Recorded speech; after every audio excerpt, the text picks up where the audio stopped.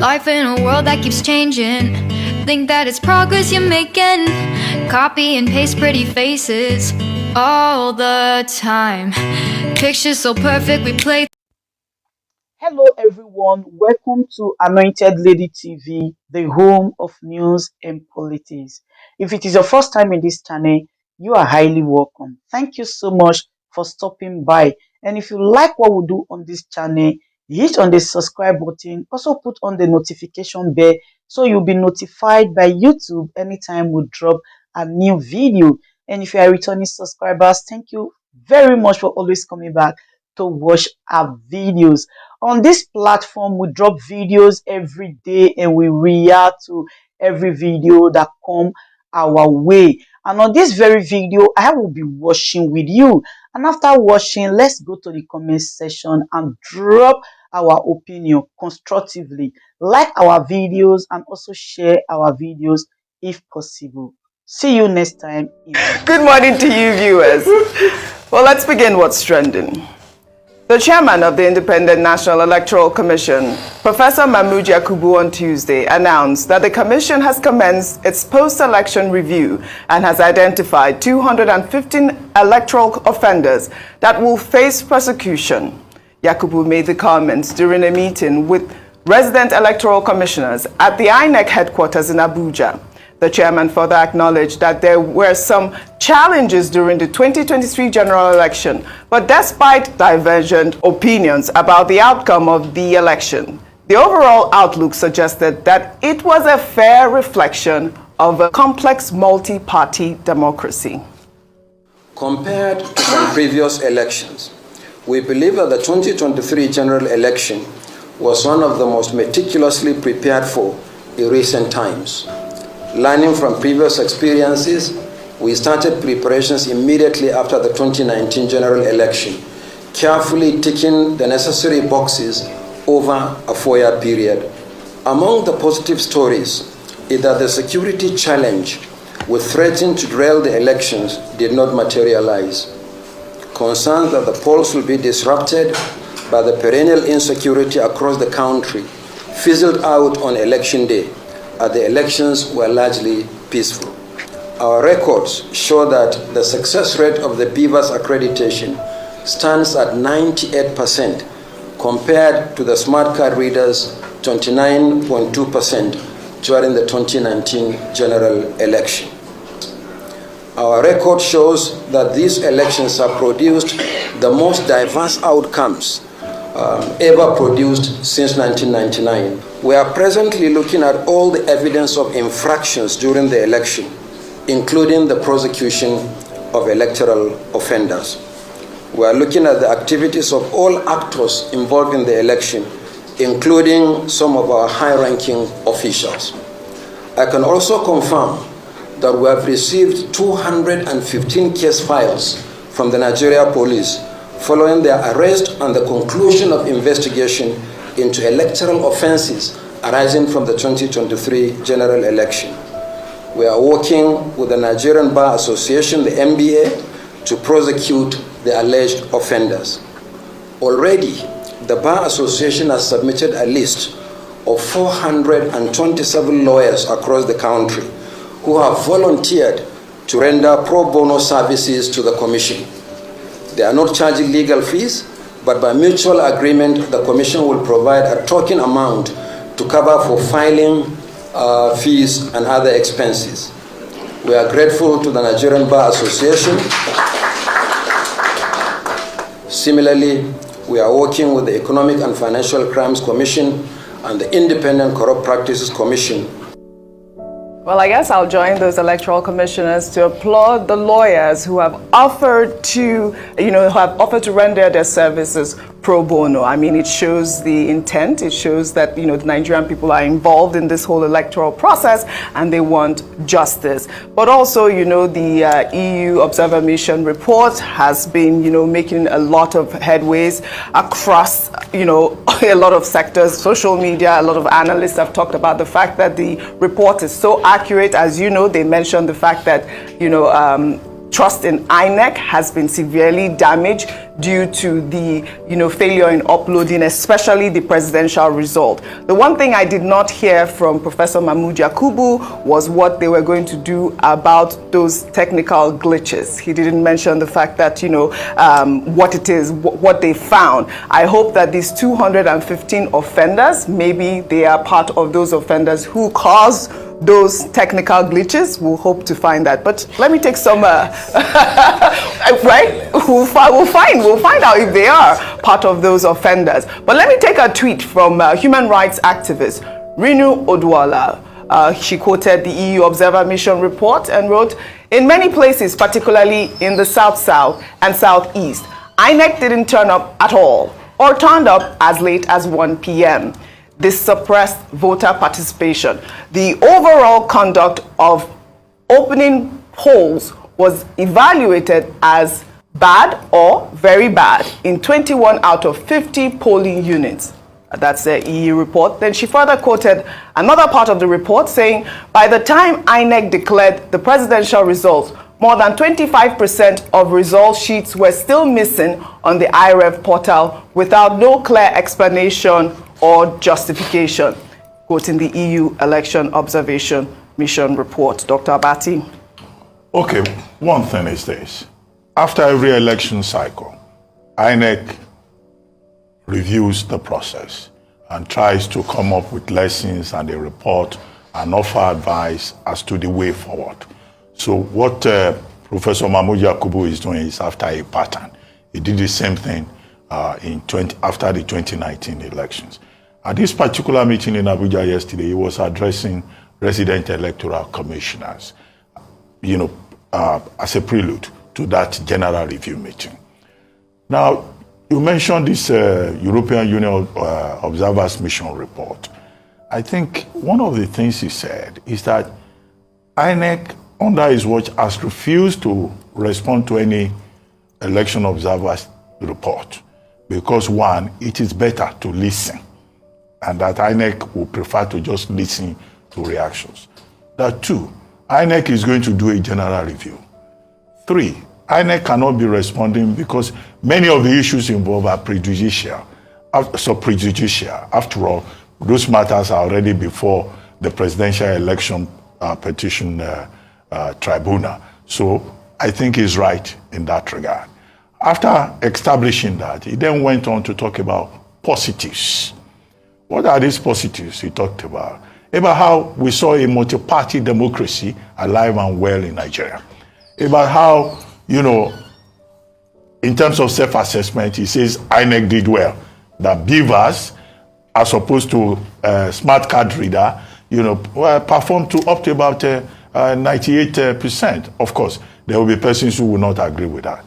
Number three, he said that the presidential and National Assembly elections were held, as scheduled. But of course, it was careful enough not to go into the details that are before the Presidential Election Tribunal, which is indeed part of the process. The tribunal will come up with its own findings. After all, that same yesterday, when he was addressing resident electoral commissioners, was when APC was presenting his case and INEC was closing his case and all of that at the tribunal. Okay, but he then talked about challenges. I think many Nigerians will be interested in those challenges and what INEC and government and other interested bodies do about those challenges. Because those challenges, the most palpable one that we saw was that this review system that we do after every election, do we really learn any lessons? The one we did after the 2019 general election, one of the things that came up was internal democracy within political parties. We didn't see that. Another thing that came out of it was, people respecting the rule of law. People did not respect the rule of law. Another thing that came out was INEC saying that it will be very strict with its officials. INEC officials were helping people to to snatch ballot papers and to fill forms clandestinely and manipulate results. Okay, you mentioned technical glitches. Who are those INEC officials that are involved? However, Professor Yakubu told us that the police that is responsible for arrest, investigation, has submitted 215 case files to INEC for prosecution. Now, I said earlier on this program, maybe some people didn't hear me well. They were sending me messages. Section 145 of the Electoral 2022 deals with the trial of offenses. So, INEC, Section 145 sub 2 says INEC can prosecute. However, opinion is divided on that. Some lawyers say, no, INEC doesn't have such powers, that it's only the AGF or the police that can prosecute, because electoral offense is a criminal offense. Okay, these are some of the things we still need to also address in reviewing the electoral framework. But INEC itself, 2 months ago, 4 months ago, said that it was overburdened, that it will have to conduct election. At the same time, it will be burdened with the task of prosecution. And that was why the INEC chairman himself was asking for an electoral offenses commission. And which was why I argued earlier that this 10th National Assembly, that's one of the things it will have to address. And many of the other recommendations are as contained in the Waste Commission report, which nobody has acted upon. Because Nigerians would like to see those 215 offenders prosecuted and sanctioned, including INEC officials and their ad hoc agents. And how did the number reduce from 774 that the legal advisor of INEC told us 2 months ago? How did it come down to 215? Did the police choose to just forgive some of the offenders? Yes. Or they could not establish any prima facie case against them, as it were? Very good question. Rufai. Oje, I love Nigeria. I love Nigeria too. I know this country will work, but currently it's a funny scene we have. If we want to build a country, we tell ourselves the truth. The first question I'd like to ask INEC, because INEC has finished his deposition in court now. They finished his defense. They finished their defense. What happened as regards the glitch? Is it also part of their review? After the defense, we did not even see. So now I'm as confused as the first time they talked about the computer glitch. Because after the defense, I have not seen anywhere the real reason for the glitch was talked about and where it was enunciated, a technical report on the glitch. Secondly, INEC said the police sent forward 215. I laugh. Same police that a police chief was coming to defend somebody that made a very, very incendiary statement. Same police chief defending him on live TV. So is it the police that wants to help prosecute electoral offenders? Did you also see the part of the report that said the police watched on as ballot boxes were snatched? Didn't we see on live TV that day, and I came and I challenged the police here? Was it in Lekki or around that area, Ekati, where people were taking ballot and the police officer was just looking, and the police spokesperson said it was just one officer, I couldn't challenge them in return?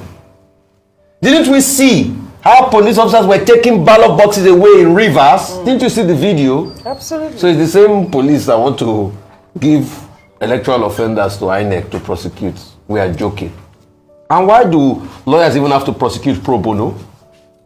Can't INEC put some money aside for its own litigation in its budget every year? How is he spending his own money for litigation?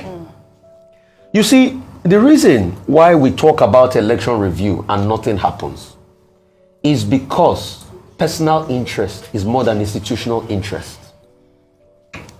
It's as simple as that. And it's not today we've been hearing about cases like this. As long as you have a personal interest that overrides institutional interest, our institutions become suspect and they're easily swayed.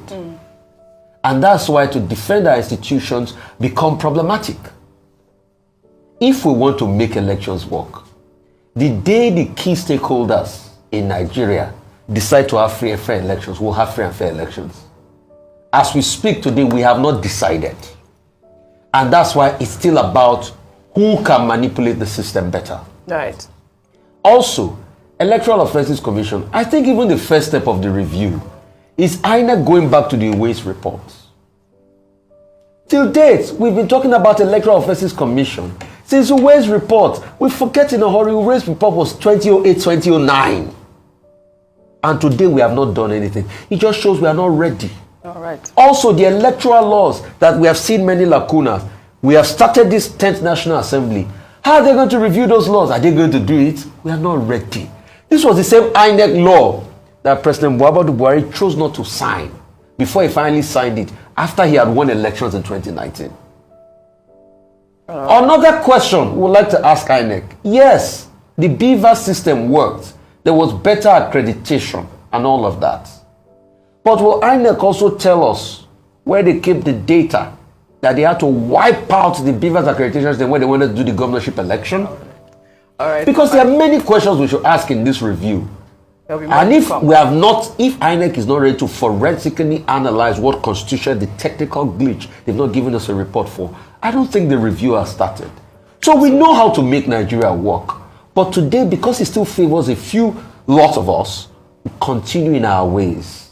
But I know this country will do well. It will rise up and it will achieve its full potential one day. But today, the key stakeholders are not ready.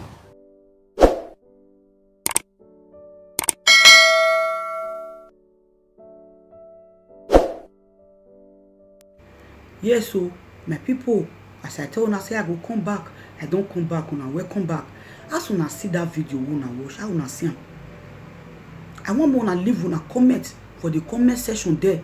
More una tell me how una see the matter, whether it good or it bad. If it good, make una let me know.